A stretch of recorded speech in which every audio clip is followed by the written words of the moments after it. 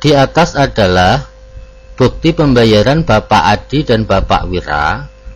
Jika Catur membeli 2 lusin buku tulis dan 4 kodi pensil pada toko yang sama, berapa ia harus membayar? Ini ada dua kwitansi pembelian ya.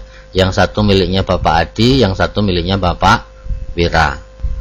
Kalimat yang dapat kita terjemahkan dalam model matematika itu tentu mudah kita pahami, yaitu bahwa uang yang dibayarkan Catur itu tentu adalah uang untuk membayar buku ditambah dengan uang untuk membayar pensil. Yang menjadi masalah sekarang, berapakah uang untuk membayar buku dan berapa uang untuk membayar pensil. Maka kita harus tahu berapakah harga 1 lusin buku dan berapa harga 1 kodi pensil. Misalkan 1 lusin buku ini kita beri nama B ya. Dia memberi 1 lusin buku, harganya kita tidak tahu, misalkan harganya adalah B. Karena Catur memberinya 2 lusin, maka tentu dia harus membayar sebanyak 2 kali B ini ya. Jadi ini 2 kali B. Kemudian uang pensil, misalkan 1 kodi pensil ini kita beri nama harga P. 1 kodi pensil itu harganya P. Sedangkan Catur membelinya 4 kodi, maka dia harus membayar tentunya 4P. Jadi ini adalah 4P. Sehingga kita harus tahu berapakah B-nya dan berapakah P-nya. Untuk menentukan B dan P, kita akan memanfaatkan 2 kwitansi yang diketahui ini. Kita lihat dulu punyanya Bapak Adi ini. Bapak Adi itu mengeluarkan uang 180 untuk membeli 5 lusin buku dan 3 kodi pensil. Jadi kalau 5 lusin buku tentu dia membayarnya adalah 5 kali B. 3 kodi pensil dia harus membayar 3 kali P. Ini nilainya ternyata harus sama dengan 180. Maka kalimatnya adalah seperti ini. Inilah kalimat yang kita peroleh dari kwitansi Bapak Adi. Harga 5 lusin buku dan 3 kodi pensil itu adalah 180. Sehingga sekarang kita sudah punya 1 kalimat ini ya. Kemudian kalimat yang kedua kita ambil dari punyanya Bapak Wira. Bapak Wira itu membeli 3 lusin buku dan 5 kodi pensil. Jadi uang yang dia keluarkan itu adalah 3 lusin, berarti 3 kali B.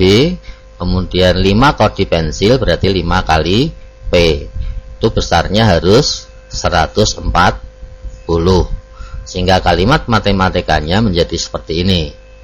3 lusin buku dan 5 kodi pensil harus 140.000. Sehingga sekarang kita punya 2 kalimat ya. Kalimat seperti ini. Nah, untuk menyelesaikan 2 kalimat ini, untuk menentukan B dan P ini, maka 2 kalimat ini harus kita selesaikan. Berapakah P-nya dan berapakah B-nya. Ya, tempatnya akan saya buat lebih longgar seperti ini. Untuk menyelesaikan 2 kalimat ini, saya akan mengeliminasi P. Akan mengeliminasi P itu berarti saya akan menghilangkan P. Karena saya akan menghilangkan P, maka ini koefisien ini harus sama ya, harus sama. Kalau tidak sama kan kita kurangi tidak 0, kita tambah juga tidak 0. Kita tambah 8P enggak 0. Kita kurangkan 2P juga tidak 0. Maka ini dibuat sama. Untuk menyamakannya kita gunakan yang atas kalikan bawah, maka atas saya kalikan 5 ini. Kemudian yang bawah saya kalikan atas. Ya, yang bawah saya kalikan 3. Ya kan? Yang bawah kita kalikan atas, yang atas kita kalikan bawah seperti ini. Jadi ini kita balik saja. Oke. Coba kita kalikan satu-satu ya. Semua kita kalikan 5 ini. Ini menjadi 25B. Yang ini menjadi 15P. Yang ini menjadi 900.000. Kemudian yang bawah ini kalikan 3, 9B. Ini kalikan 3 juga, 15P. Ini kita kalikan 3 juga, 420. Sekarang P P nya sudah sama ini, sudah sama kan, sudah sama, dapat kita hilangkan.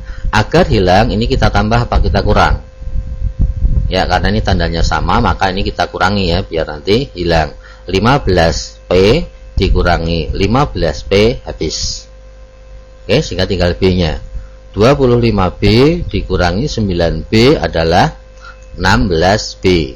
900 dikurangi 420 adalah 480. Kalimat yang terakhir ini sudah tidak ada P nya, sehingga kita tinggal mencari B.